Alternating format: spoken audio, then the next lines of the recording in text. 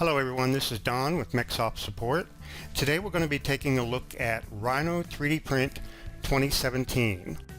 And we're going to look at selecting your 3D printer and fitting your part mesh to the printer volume and then checking it to make sure it's ready to print. Let's get started. Now we've created our mesh, we've analyzed it, we've sliced it. Now we're getting close to getting ready for 3D printing.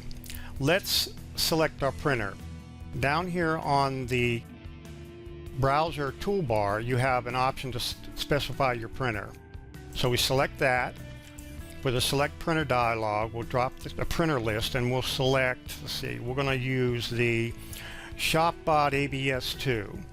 Now the ShopBot will accept G-code files and print them using their 3D printer.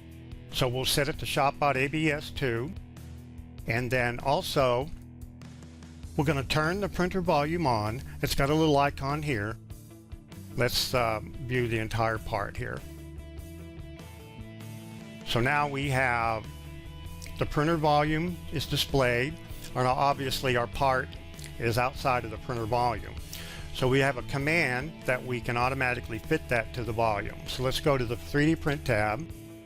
We'll pick the Fit command, select the mesh, right click, and for Z alignment we'll pick the center, and for XY we'll pick center. So we're going to center the mesh within the volume of the 3D printer. We'll pick Fit.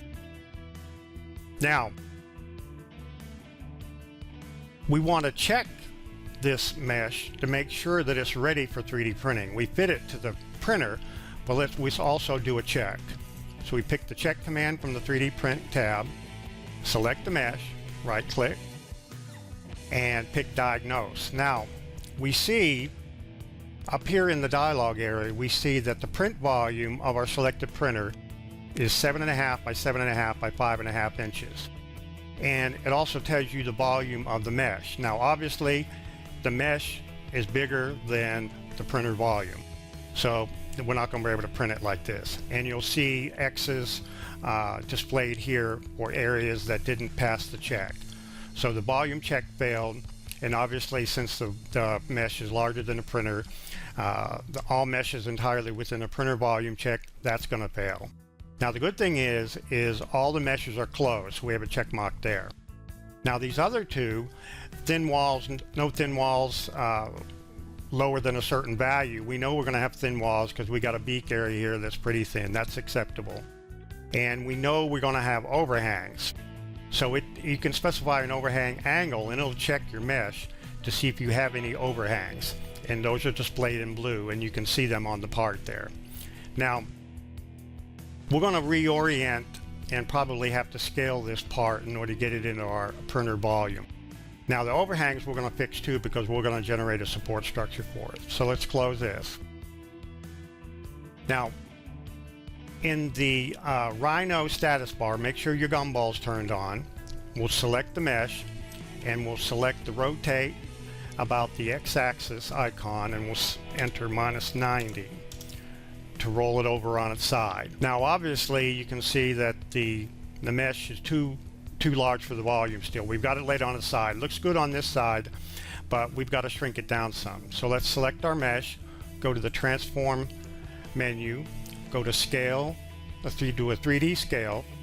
For the origin point, we'll enter 0, 0, 0. We'll get it at the 0 world origin.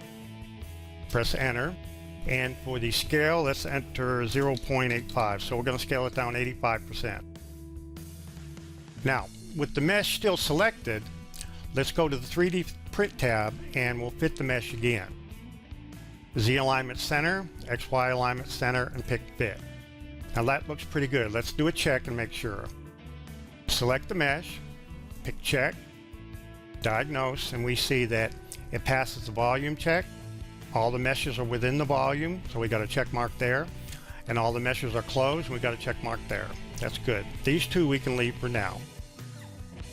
So now also I want to point out here, in the overhang angle of 45 degrees, you can see in the bluey areas where we have the overhangs. and we're going to generate a support structure for that.